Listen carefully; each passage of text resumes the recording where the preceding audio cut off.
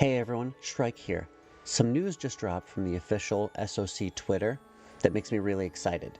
The next chapter of Spiral of Destiny's Gold Beneath the Dunes is set to drop on September 13th, and a few characters were teased in here as well. So let's take a look.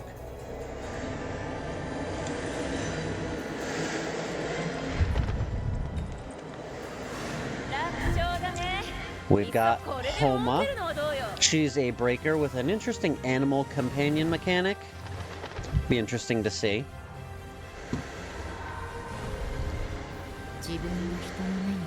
We've got Hasna here. You can see Hasna with a phenomenal blindfold. I mean, is that Egyptian cotton? Crazy.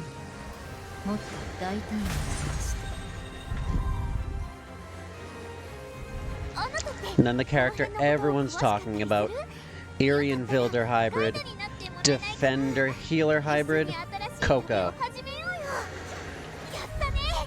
Her banner is set to drop the same day as this chapter, September 13th.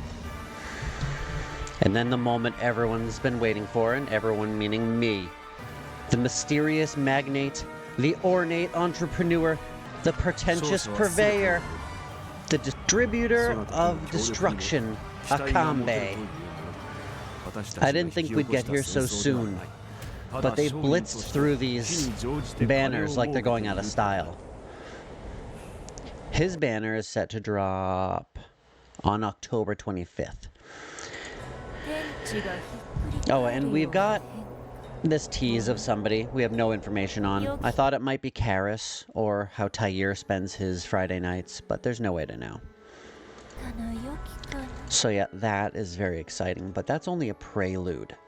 What I really wanted to do was officially just dive into his kit. We can do that because I was today years old when I discovered this website, swordofconvaleria.co. It has every character, even not in the game yet, and their entire kit. Some of them, not that one, but it's probably Edda, has recommended gear and recommended skills. So that's crazy. And it has the tier list here. I don't know if it's the official CN tier list, but it's a tier list that you can filter by class or rarity. It's got every piece of gear in the game. Like, oh my gosh. Doing guys, I could just go, all right, this character takes staffs. Let's look at all of the staffs. I had to dig for that information before. It has every tarot. Some I didn't even know existed, these three, because they're from the Tower of Adversity, which we don't have access to yet. Every item in the game. The codes for us to get little bonuses. And this is where I got Acambe's release date here. This is probably not set in stone, but it's a banner schedule. And it's got him at October 25th. So I'm going to believe that until I see or hear otherwise. But let's look right into Acambe. Alright, his trait. Increases attack by 15% and increases energy limit to 9. For every 3 energy points, gain 1 additional energy point at the end of the action. When Shadow Assassin is on the field, you gain Throwing the Cup as a signal. Now, I believe this is the skill that triggers all the assassins to do their AoEs. But I'm not sure because I can't click on this or hover over it. Cooldown for 3 rounds, and Throwing the Cup as a signal increases damage by an additional 15%. Gains 3 initial energy. So yeah, I can see why he would need the energy that Coco provides. Everyone says that if you have Acambe, you need Coco. And I'm trying to save up for Acambe here, but I might have to throw a 10 pull at Coco. The ability he starts with, probably going to want to keep it, is instant summons a Shadow Assassin at the target location. Shadow Assassin cannot be controlled and inherits 85% of his own attack value. this would be Acambe's attack value and 20% of his defense value and health value. And bear in mind, if you buff Acambe, you're essentially buffing all of his assassins too. When each Shadow Assassin is defeated, the cooldown of the skill is increased by 1 round. And actually, if I recall in this, that skill doesn't have a cooldown. What is it? Oh, this one. Yeah, just 2 energy cost, no cooldown. So, if 1 dies, then you get 1 cooldown. If 2 dies, then you get 2 cooldown. So, and this can be used twice in a single action, but you need the energy for it. It costs 2 energy, I believe, so you need 4 energy, and you can use this twice. Potential stimulation, that's, I believe, the potential burst that a few of the support characters have. Now, I was initially going to build him as my support, but he seems more like a summoner with some support aspects. So I'm not sure how I'm going to build him yet. This is just a first look. Make the character obtain increased attack 2, physical defense 2, and magic defense 2. Dispel and immunize all attribute debuffs. Lasts for 2 rounds. And focus ray. Single attack, 140 damage. Before attacking, you gain shield break. Spend a fortune. Choice. Choose to use man dice for wealth or under reward. And actually, what I could find here is people die for money. Who knows what the official translation is going to be, but these are the same. Man dies for wealth is support instant. Sprinkle gold coins on the target terrain grid in this kind of burst. And gather all enemies and shadow assassins within 3 grids. And apply move down 2, magic defense down 2, and no assistance to the enemies for 2 rounds. Now this really does what it says. It changes the location of the enemies, which, as you know, pushes and pulls are super useful in controlling the battlefield. This literally gathers them all up, which has a bonus benefit of it gathers the assassins with it, so when they're throwing the cup as a signal, triggers, they're right there next to him, next to the enemies, to do their AoE burst.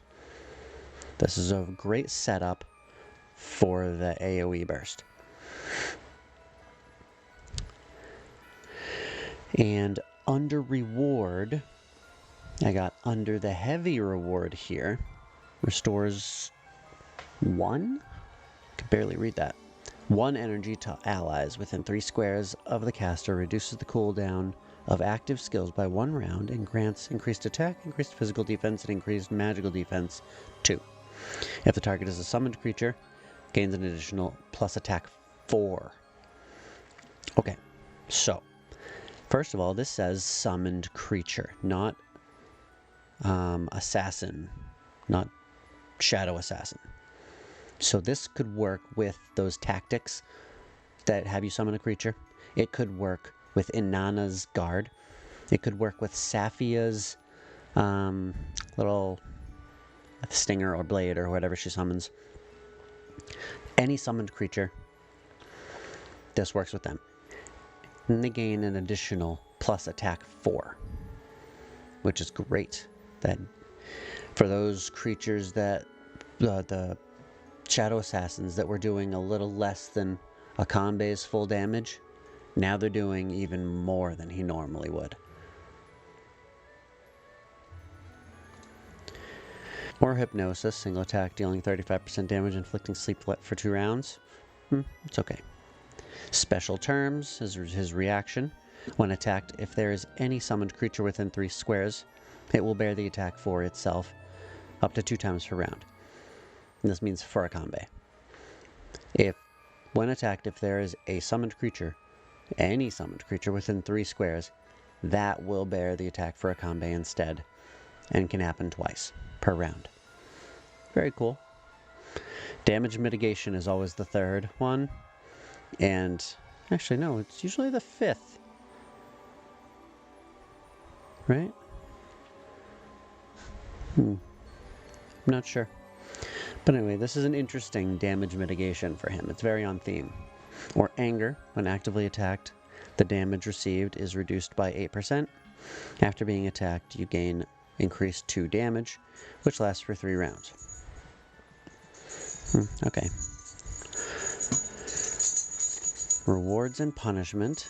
Leader aura. Okay. For all allies on the field whose formation is forest formation. Formation. Is that the drifter?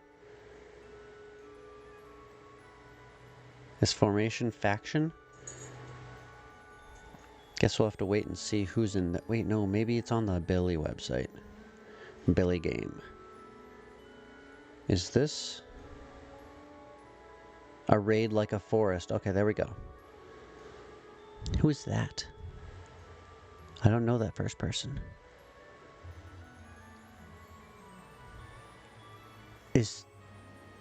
Are there new characters here? Character gallery. Chia? Roar? Bitter medicine? Dark light? Dark mang? Is this a destroyer? New character. I'm getting distracted. These are going to have to be their own video. Anyway. Back to Acambe. Yeah, so those were the characters that work with his... And one of them's a destroyer! That work with his... A raid like a forest.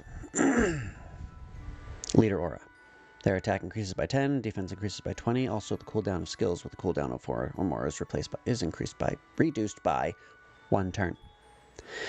At the same time, the damage caused by summons from your side is increased by an additional 20%. Ooh, you gotta take that one. How could you not take that one? It works with his summons. Deals 90% damage to the first enemy in each row. Money gone. Let's look at money gone in this. So I want to see the... No, it's this one. No, it's this one. There it is, a 5x3 burst.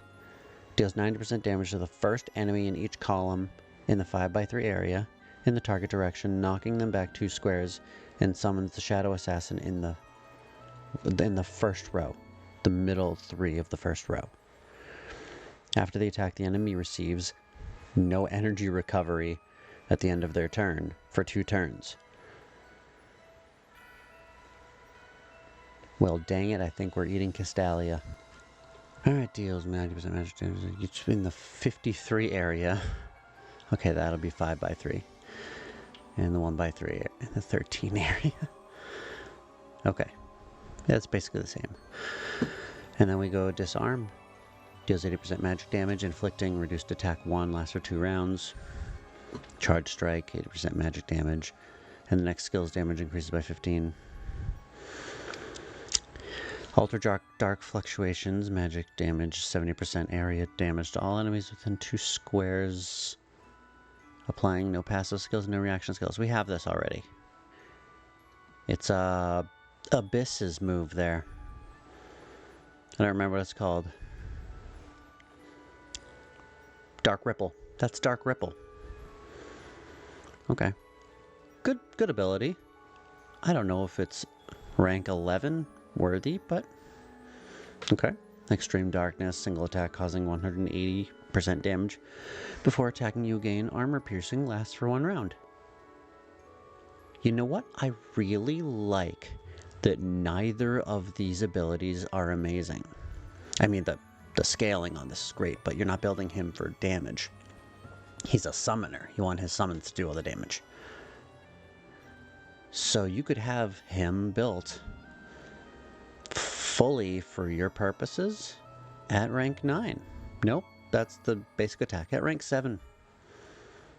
He could be a fully built summoner. And if you're building him for support, like I probably will to start with, because I need a destruction support, then, yeah, same. Rank 7. Yeah, it feels like he's done at rank 7. And maybe if you want to go sweaty and make him just a nuker and a summoner, then you can go with Extreme Darkness. I don't see why you go with Dark Ripple. He's not a debuffer. He has one debuff. The sleep. And then no energy recovery. And reduced attack. That's not really a sleep. That's not really a debuffing kit. But yeah, as a first look here, it seems like he's an enabler. He wants to summon all these creatures and make those creatures stronger and not really engage himself. He's just gonna sit back and just soak up energy and keep spitting out these shadow assassins. And actually, I've got from this website a look at the shadow assassins. There's actually a page for them. And all these websites and videos that I've got all this information from, I'm going to have linked in the description. So don't worry. You can go see for yourself these secret characters over here. I'm going to look right after this video. Yeah, so their skills are unable to attack actively. That just means you can't control him. Perform support attack on all enemies within 5 squares of itself. Is that the... No, Killing Blade is... Deals 100% area damage to all enemies within 2 squares of this... That's their AoE. It's not just an AoE. An AoE stops at 1 space around. That's... Well, I mean, the normal... circular AoEs. This one goes a bit further than that. It's more like a Gloria AoE. And applies no healing for 2 turns. Neat. Oh, and these are the skills that summon them. I wonder what this is, though. Oh, that's just the reaction. Performs a support attack on all enemies within 5 squares of itself, dealing 35% magic damage. So they deal magic damage. That's interesting. And applying a random level 2 debuff. This can be activated up to 2 times. Okay. These assassins seem really good. A good kit on them. And they scale off his attack. Cannot be assisted defense. Cannot be selected by skills where there are no friendly troops within 1 grid of the range, but can be traversed in each round of battle. Shadow Assassin repeatedly attacks the same target, and subsequent damage is reduced by 50%. Okay, if Shadow Assassin is defeated, the summoner's skill, Shadow Assassin, will increase the cooldown by 1 round. It will automatically leave the battlefield after 2 rounds? Well, that's not fun. I was imagining an army of Shadow Assassins. Okay, does that mean that after 2 rounds, the Shadow Assassin skill goes up 2 because they just go away? Or do they have to be killed for the cooldown to go up? Because this says that they leave the battlefield. If we go to Shadow Assassin, when each Shadow Assassin is defeated, the cooldown of the skill is increased by 1. Okay, so not only do I think that them leaving would not increase the cooldown, but I also think that the Devil Tarot wouldn't be affected if they just naturally leave the battlefield. But I do think that it would be affected if they're defeated in battle. So it could be a nice way to just crank up the devil stacks. Okay. Okay, so that's it. I just wanted to take a quick look at Acambe, see what we're in store for in October. I'm going to be blowing my entire savings of summons on him, and I'll record the whole thing, success or failure. So stay tuned for that. It'll be either amazing or amazingly funny for you. If you've made it to the end, then thanks. I really appreciate it. Like and subscribe if you haven't, and I'll see you in the next one. Bye-bye.